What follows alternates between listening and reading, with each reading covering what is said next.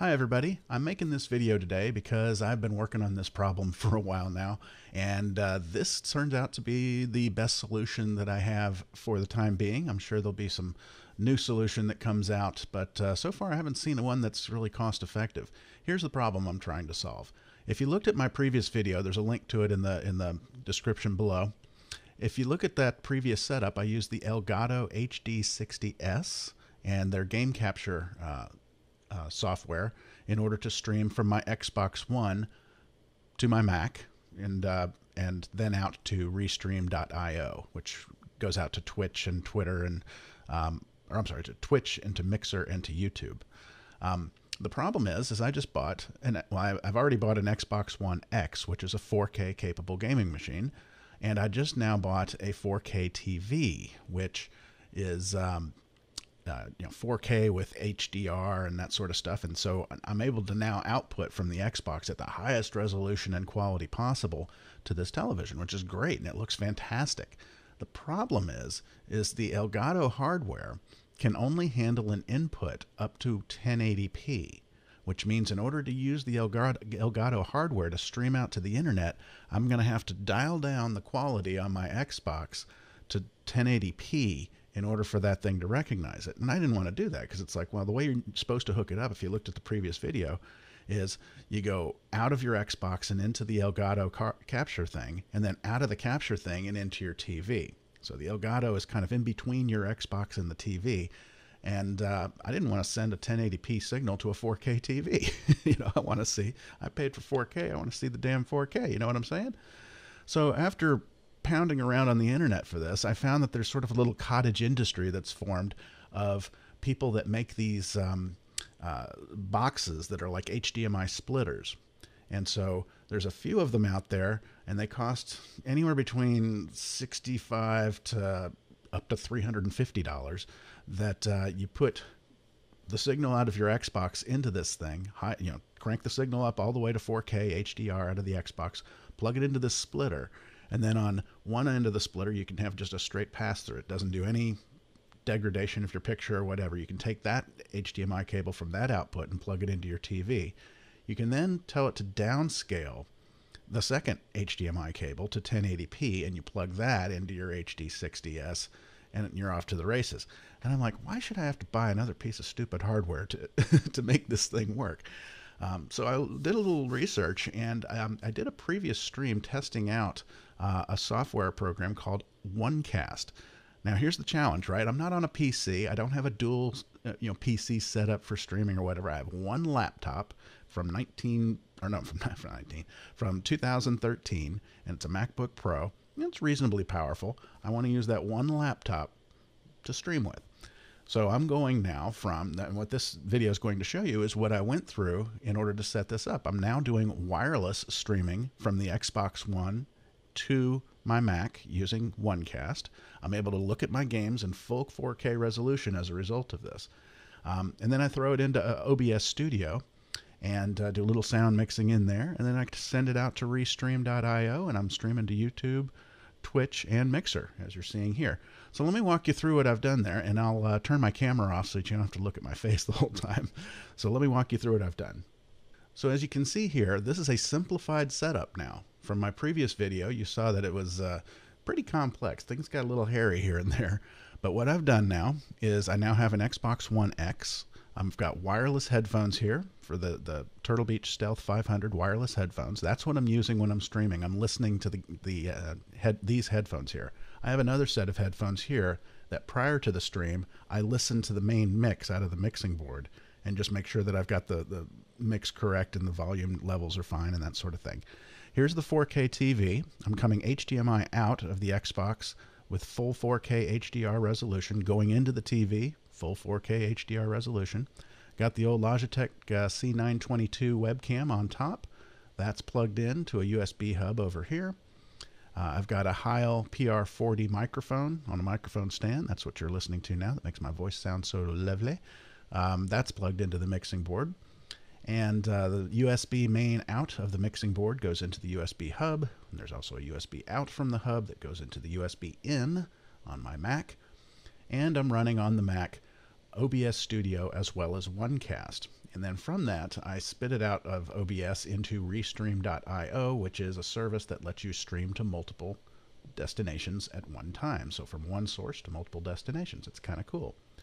So a quick summary of this is my audio source is the voice coming from the mixer. So I'm taking the main output of the mixer for my voice. The audio source for the Xbox is OneCast. And so what I'm doing on that is I'm running Soundflower, and I'll show you a little bit on how I set that up. And I'm capturing the desktop audio of the Mac, and I have a delay of minus 100 milliseconds. I'll walk you through that in a second, because when I first set it up, there was a very irritating delay, and it was just a beat, you know, like just a, and it turns out that beat is 100 milliseconds.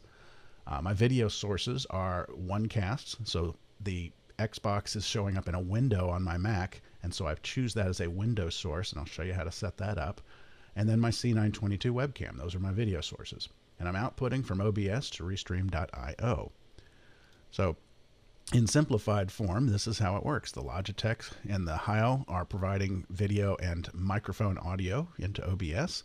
The Xbox is going through OneCast and also into OBS. That's all wireless, because my Mac is the Mac that's running OneCast is on the same network, as the same wireless network as the Xbox One X.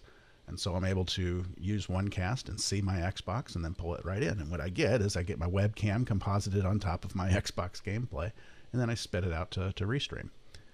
So here's how I set that up. The first thing I did was install Soundflower, and there's a link for that in the notes below. There's also, and I'm not going to go through the whole setup on this, I also link to a how-to video that a nice guy put out that told me how to do all this as far as the sound setup, because I was a little confused on how to make that work. His video is really good. It's only like 5 minutes or so. If you're going to try this trick, definitely watch his video, and it'll help you set this thing up in no time. But as you'll see in his video and in this one, I installed Soundflower, and then I used audio MIDI setup, I think is what the name of the app is on the Mac. And I created a multi-output device with my built-in output plus Soundflower with drift correction checked. And that's really all you need to know about that.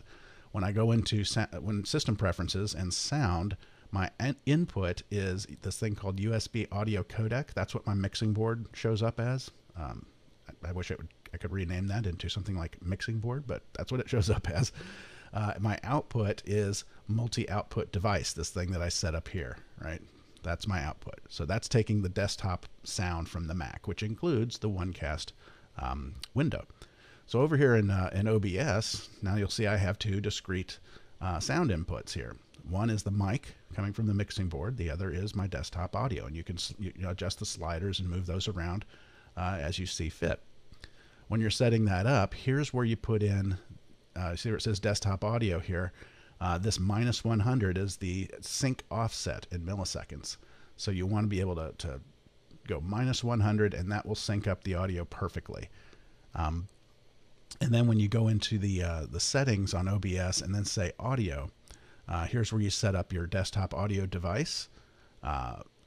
Actually, sorry, I have the arrow pointing to the wrong thing. This thing is what you want. Your desktop audio device, you set it to default. And for my microphone, I set it to that USB audio codec, which is my mixing board. And so those are my two sources that show up here in OBS. Now, the other thing is, well, where do I get my Xbox video from? Well, when you're running OneCast, it runs in a window like this, or you can run it full screen if you want. But in this window, I run in OBS, I do window capture.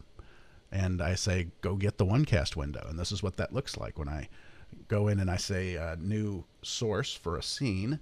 And then I say window capture as my option for that. This, you know, one of the windows that pops up says OneCast.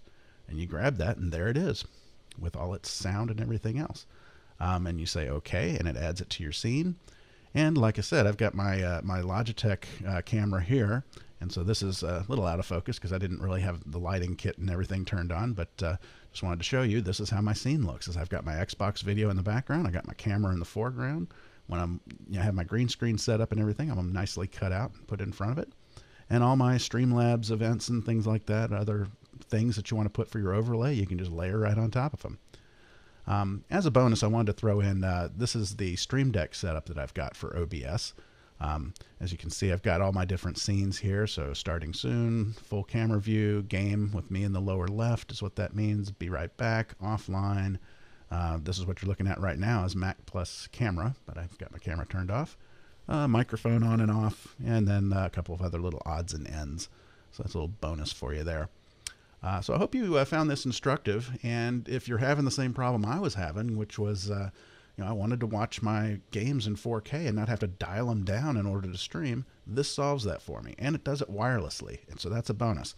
That OneCast software is $20, but it has a 14-day free trial, so if you want to try it out, you got 2 weeks to try it out before you have to pay for it, but I think that should give you plenty of time to figure out if it's the right thing for you.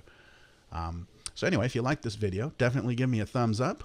And if you want to see any of my Twitch streaming or anything like that, or live streaming, because I'm not just on Twitch, you can follow me at any of these places here. PJK_ is the name of the channel.